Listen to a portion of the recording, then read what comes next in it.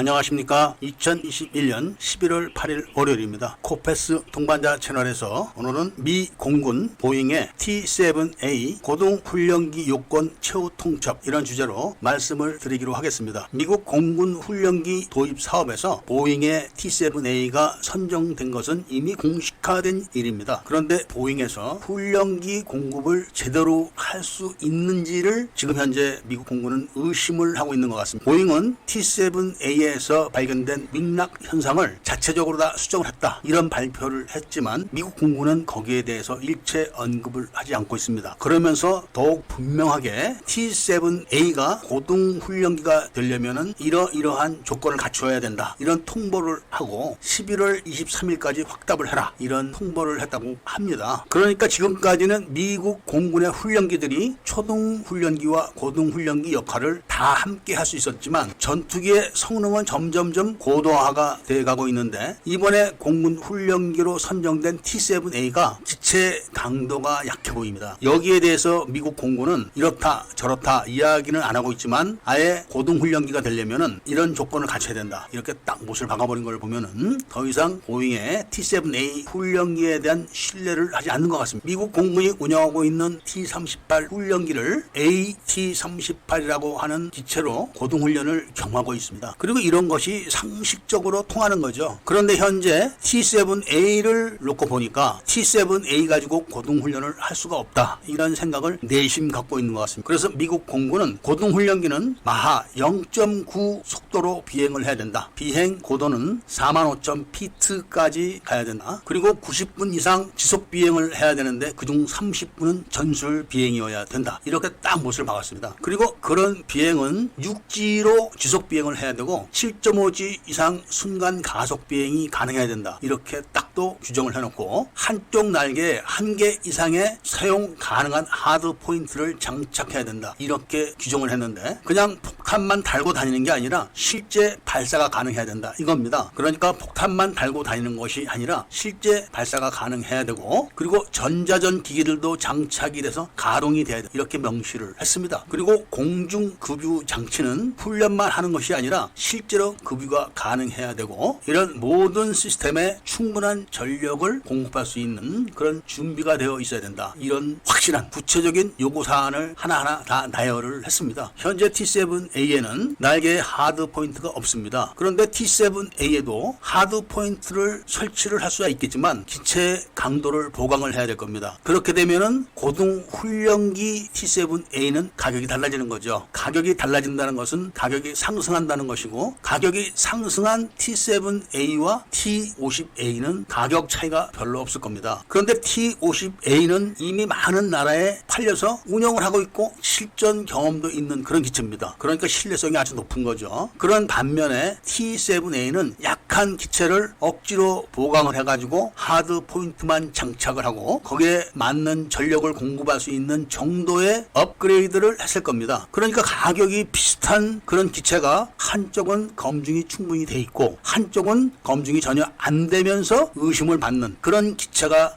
서로 경쟁을 하게 된다면 답은 빠른 거 아니겠습니까? 많은 구독자분들이 T-7A는 일본의 제로센 전투기와 똑같다, 전투기 성능을 높이기 위해서 모든 것을 희생한 제로센과 가격을 맞추기 위해서 모든 것을 희생한 T-7A는 결국 같은 기체다, 이런 이야기를 하십니다. 미국 공군은 이런 경험을 실전을 통해서 알고 있는 겁니다. 그렇기 때문에 내부적으로는 이미 T-7A에 대한 신뢰성은 없어진 거로 봐야 됩니다. 미국 공군이 지금 요구하고 있는 것은 고등훈련을 받는 교육생들은 기지를 옮겨 다니지 않고 한 기지에서 훈련기가 모든 훈련 내용을 소화를 해야 된다, 이런 겁니다. 그런 방침을 이행하기 위해서 T-7A가 부족하다고 느낀 미국 공군은 보잉에다 딱 대놓고 앞전에서 이야기한 요구사항을 명백하게 다 통보를 한 겁니다. 그러면서 고등훈련기가 최소한 100대에서 400대까지 필요하다, 이렇게 언급을 했습니다. 물론 이런 요구사항을 롱마에도 통보를 했고, 롱마는 어떤 기체를 제시할 건지에 대한 요구를 했다고 합니다. 제가 미국 공군의 훈련기에 대해서 전문가는 아니지만 미국 공군이 흘리고 있는 이야기들을 종합해 본다면 미국 공군의 고등훈련기는 따로 입찰을 할 것 같습니다. 그렇기 때문에 더 이상 T-38과 같이 T-7A를 운영하지 않겠다, 이렇게 선언을 한 건데, 미 공군 고등훈련기 선정에 T-50이 또 한 번의 기회를 갖게 되었다. 이런 말씀을 드리면서 오늘 이야기를 마치고자 합니다. 구독을 꼭 해주시고 좋아요와 알림 설정을 부탁드리면서 이야기를 들어주셔서 감사드립니다.